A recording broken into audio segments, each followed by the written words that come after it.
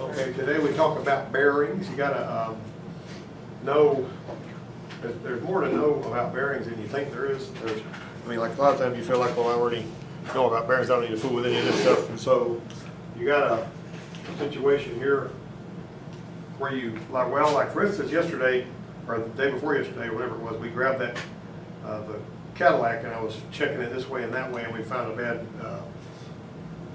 idler arm on it. Incidentally, he said after we put that idler arm on that Cadillac, it drove like a totally different car. And it didn't have a whole lot of slack in it. He said it didn't pull anymore, it drove a lot tighter, he was really happy with it and all that. But you can actually, you hear a bearing, some of you guys heard about it. You remember, you guys drive that Ford Fusion around after the bearings were replaced, or before, after y'all put that bearing in there where the, you know, where I had that little piece of steel that went into my leg? You take that car and you drive it, and if you swerve it back and forth, you know, when you swerve it to the left, you're loading the right wheel. And if it gets louder then, you know, then you pretty well think it might be the bearing. However, don't get fooled and think you have a bad bearing when you got a bad tire. So the quickest and easiest thing to do, if you're swerving it and it gets louder on one corner or the other, before you condemn the bearing and go in there and do all that intrusive surgery, the smart thing to do is go ahead and just move the tires around and see if the noise changes when you move the tires around. Because if the my aunt's car, and I was talking about that the other day, was making a noise, it was so loud and so ugly, I would have sworn in a court of law that it was on the left rear. Some of you guys were here when this happened. And I says, well, let's look at that axle bearing, pull it out, and it looked just fine. And when the smoke cleared and everything, it wasn't the left rear, it was the right, left front tire. It was a tire, you know, it was a bunch of work that was done that didn't hurt anybody to do the work, but it was a tire that was doing it, not that. So make sure that you got that. Now, if you got some sort of a real rumbling noise, that's different. A lot of suspension and tire issues can make those noises. That's what I was talking about here. Changing a sound when it's turned, but the tire will do that too, so that really doesn't always make right. You can have excessive end play in the wheel. If the bearing is not holding, you know, on your little Ranger and everything, when you put those cone bearings in there and you set the preload on them, the preload is how much pressure is on the bearing when it's not even turning. But you don't have a whole lot of preload on there. Some yo-yo, one time when we were doing some exercises here, we were going to pull the bearings out of the little Ranger on there. They were putting this nut for the bearings back on with an impact wrench, and they stripped the threads out of it. You know how most of the time, how do you do that? I screwed the thing on there with a pair of pliers with my finger, and I may snug it with a pair of pliers and get my, you know, it doesn't have to be that tight on that. Now gears are different, but a rotor is something else. But wheel speed sensor signals are really sensitive. Then you got uneven brake and tire wear, and you can have a catastrophic failure that allows the wheel to separate from the vehicle. So you can check the bearing condition by grabbing the wheel at 3 and 9 and move the wheel in and out. You've seen me do this out there in the shop. Any detectable play can be indicative of a failed bearing, but it also can have these suspension parts. So have somebody up under the car looking. Don't just wiggle it and say, I've got a bad bearing. So let's see where this play is. You can also set it on the ground and turn it back and forth and find play in steering parts like that. But you can also check the hub bearing by using a dial indicator to use your OEM specifications on that. And basically it's not going to be very much. You know, I showed you that one little video right when this semester started where we had lateral run out on a hub. That wasn't because of a bearing, it was because of a bent hub. And it was causing the brakes to go scrub, scrub, scrub, scrub, scrub, and all that. All right, now you get to watch a video. If I can click on it. What a dummy.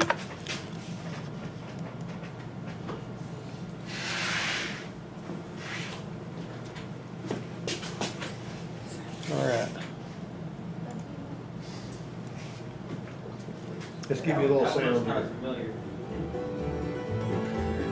No, that has been done a while back.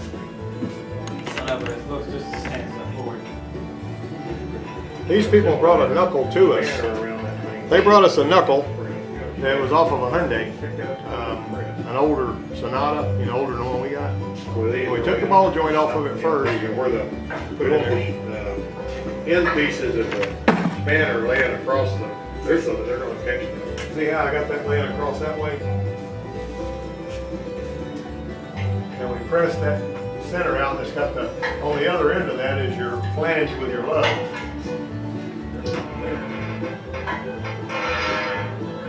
Pressing it on out of there. somebody dropped one of these things the other day and kind of looks good, but it wasn't when they were pressing that out, it was when they was taking something else off the floor. There it went. Alright. See the race? And that race has gotta come off of there. That's not one of the races. The race off of it. And also, like every now and then, you gotta go in and pull the buttons for it. You gotta bring them in. See, and that's- Snap. Squeeze them in.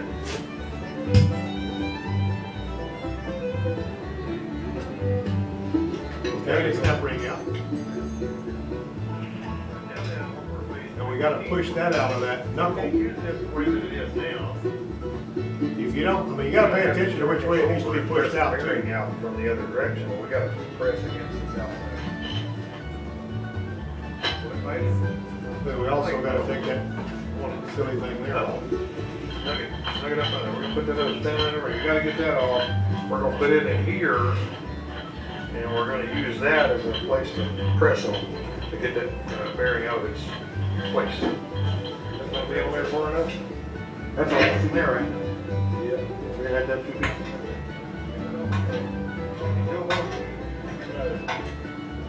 Not after it pops like that.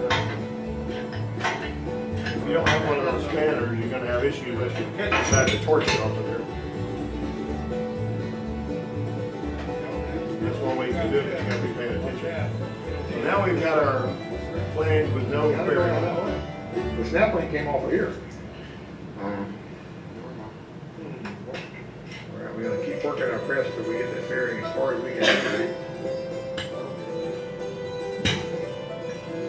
And that one moved a lot easier than what we did on the other day.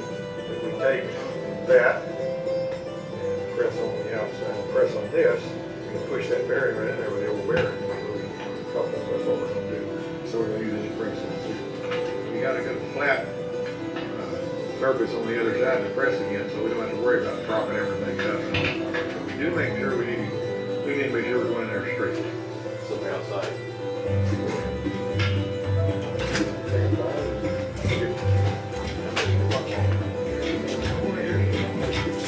See if we get that shoulder on the other side, it will stop. We're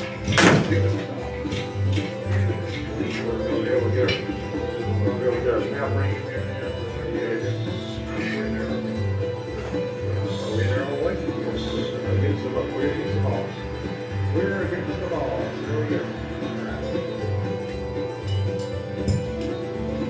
See if we can fumble with the pliers here. Yeah, we're getting all snap ring in here.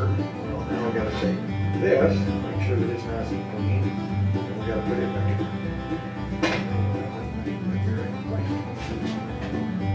We gotta press it in.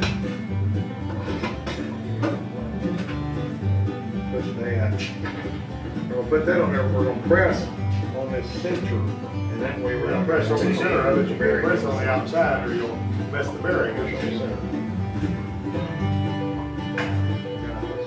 Eddie took my wrist again whenever he was up there. I hadn't seen it. Pushing on this center, that bearing is ready to go back on there.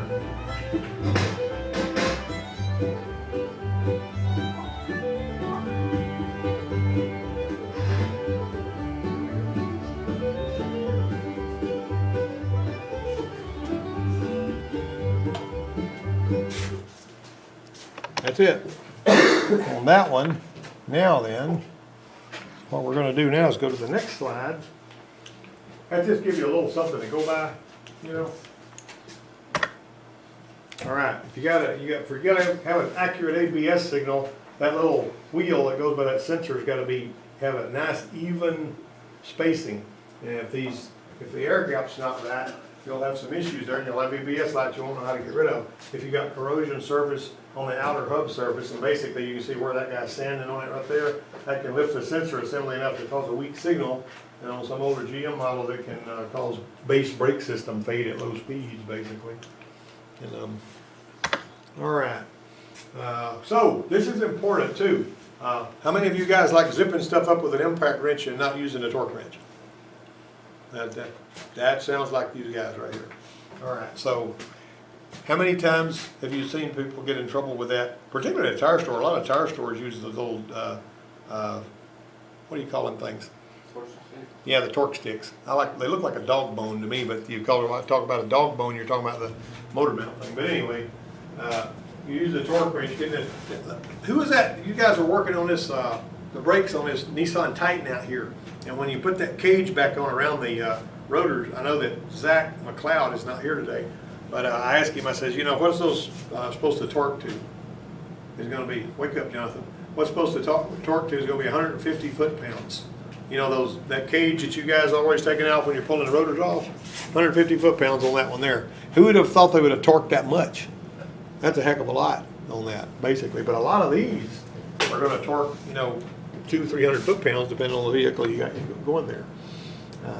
Don't get that far and mess it up. If you don't, and this is important too, pay attention to how these ABS sensor lines are routed. Because if you get everything else right and you wind up with an ABS sensor, that thing, if it winds up getting messed up because you didn't route it right, you know, that's back on you. And sometimes you can't. I have actually seen it where you couldn't get the sensor without getting the hub, you know, so that's something to pay attention to. Now this is really important here. A lot of these hub bearings have got a magnetic trigger wheel. It's an active decoder. And what that means is inside the edge of this bearing, this little seal in here, there's little magnets all the way around in this magnet. And sometimes people put the bearing in backwards so that this is not even facing the right way. And you can't save the bearing once you have to press it back out. You got to start over. That's another $50 or 60 or 70 or how much it costs.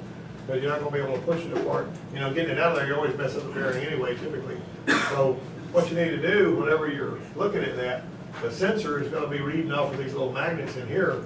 You can take something like your little pocket screwdriver and see if it grabs a hold of it, if the encoder is on there like that.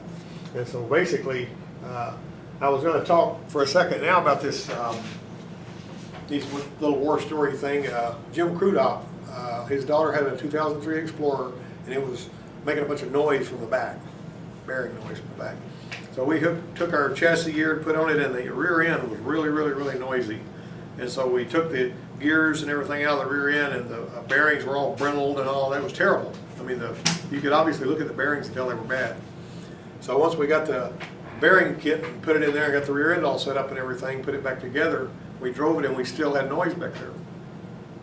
So we kept listening. The rear end was quiet now, but out here at the end of the hubs, which we got CV axles going out to the hubs, we heard noise out here on both sides. So we pull those bearings out there. They were real similar to this kind of bearing here.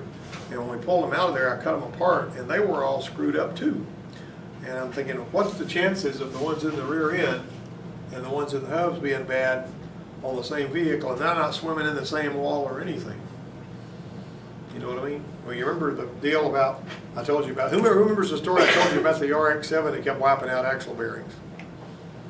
Remember that? Remember that story? It wiped out axle bearings. They put more axle bearings in it. They wiped out axle bearings, put more axle bearings in it. They wiped out axle bearings. They put a rear end in it, brand new one. It wiped the axle bearings out of the rear end. You remember why? Huh? No, that ain't gonna hurt the bearings. But it wiped the bearings. I mean, it didn't take long. Within a month, the bearings would be gone.